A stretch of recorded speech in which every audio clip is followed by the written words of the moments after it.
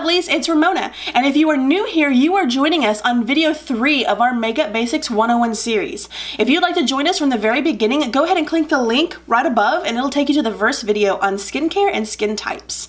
Today we are moving on to foundations and how best to find one for your skin type, how best to apply it, and different types of finishes. So hang on, we're gonna jump right in and here we go. Alright, so you've stuck it out through skin types and skin regimens and primer. Now we are getting into the thick of things, quite literally, with what I'm sure you have all been wondering about when it comes to skin types, and that is different types of foundation and how to apply them. So just like in skincare regimen and your primer, your skin type is going to play a huge role in the type of foundation that you wear. If you have very oily skin, typically you're going to go for a little bit more coverage than a dewy light finish. If you have very dry skin, you're going to be looking for more liquid or cushion foundations. It just very much depends on what your skin type is as well as your preference. So we're going to go over a couple of different kinds today and a couple of different techniques for how to apply them. So the majority of the foundations that you are going to see are going to be liquid, stick, powder. Those are the main three. There are some cushion type foundations and some other rarer forms, but those are the main three, with even liquid foundation being the most popular. Liquid foundation does not mean that it's ill-suited for oily skin, however, because there are different finishes to liquid foundations. The same with powder, although a little bit less so. You do have powder foundations, and they do tend to be a little bit better for normal skin. Drier skin can tend to look a little flakier with powder foundations. Oilier skin may not stand up as well whenever it comes to powder foundations. They may eat through it a little bit more. And then stick foundations function very much the same way as liquid foundation, just in a very simple applicator form. The foundation that we're going to be using today is the Estee Lauder Double Wear Stay in Place Foundation. If y'all have seen my other video on this, you know how much I loved it, and it just performed so well for me the other day. I've been wearing it since. I know it is a little bit on the pricier side. It is $42 for this foundation at Ulta. However, there are some excellent comparable liquid foundations at drugstore level. Like Maybelline Fit Me has a really good both dewy option and matte option in their foundations. I do believe L'Oreal has the infallible foundations as well. They're both really well recommended, so I don't want you to think that I'm only giving you the high-end options. There are definitely across the board so many options when it comes to liquid foundation. This is just the one that I have really been loving lately. So we're going to be focusing on two different types of applications with the foundation. We're going to have a makeup brush, and I have the Morphe M439. And then we're also going to be focusing on a beauty sponge. This is just the Real Techniques version of the beauty blender because I cannot pay $20 for a sponge. My core will not let me do it.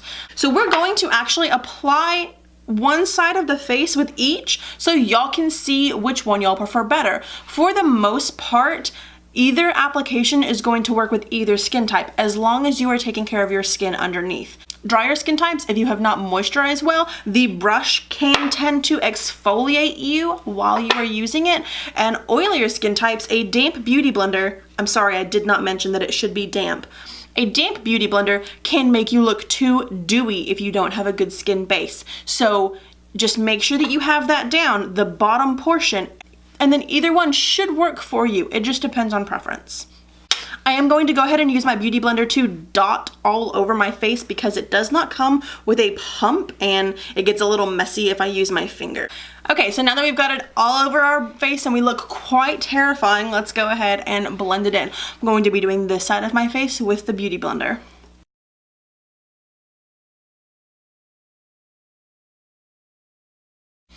Whenever you are applying with a sponge, you want to make sure that you are pouncing on your cheek.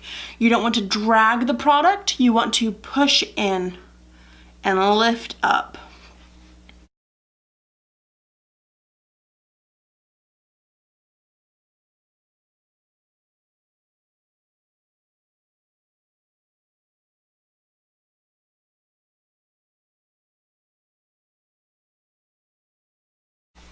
Okay, so we do have one side of our face done with the beauty blender. And I'm gonna go in with the Morphe M439 brush and buff out the rest. When you are using a brush, you want to use soft, slow circling motions.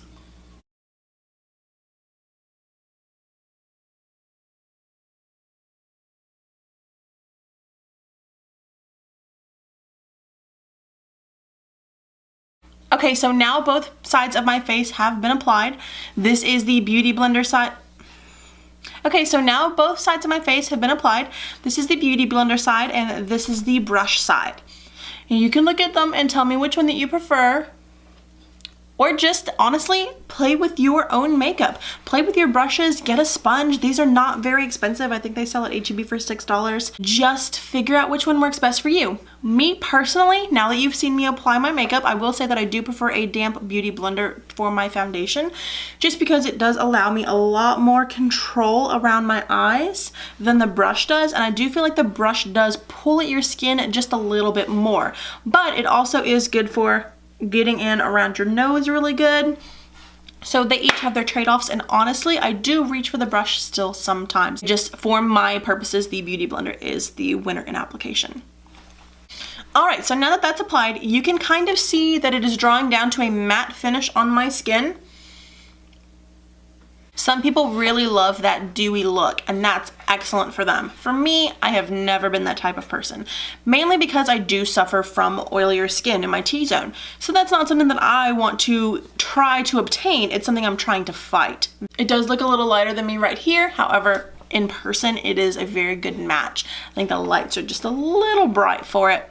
If you're unsure as to what type of foundation you prefer, go ahead and look at some pictures online. Find out what type of finish you like in a face. Do you like a very soft, dry, matte looking face? Do you like the very fresh, dewy, almost wet? That sounds like a bad word, but that's not, I don't mean it in a negative connotation. Which do you prefer? And once you find that out, you will know the keywords to look for in foundation.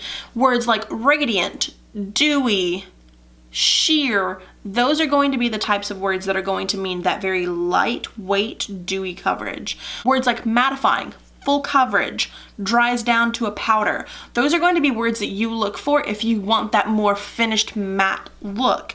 If you maybe battle oily skin, that's something that you're looking for. So don't be afraid to play with it. One footnote that I would add about foundations is the process of oxidation. And that is once the foundation is out of the bottle, most foundations do tend to shift in color just a bit. It's not a drastic change most of the time, but it can make you end up looking a little bit off on your color matches. And again, like I said earlier, this does look a little bright on me, but it does actually oxidize. So if you'll notice, just almost in the minutes that we have been talking, it has warmed up to my skin tone just a little bit, so it does not make me look so pale. So be careful with your shades. What I would recommend is going to a store that has testers and swiping some right on the bottom of your jawline, and honestly just walking around the store for a little bit, see if it oxidizes, see if it changes color. That way you're going to have a much better representation of what it looks like after a couple of hours, whereas it may go on perfect and then change on you. So we're gonna go ahead and move on to the next video, which is concealer. If you found this video helpful, and I hope you did, go ahead and hit a like below and subscribe if you're not already. I will see you in the next video.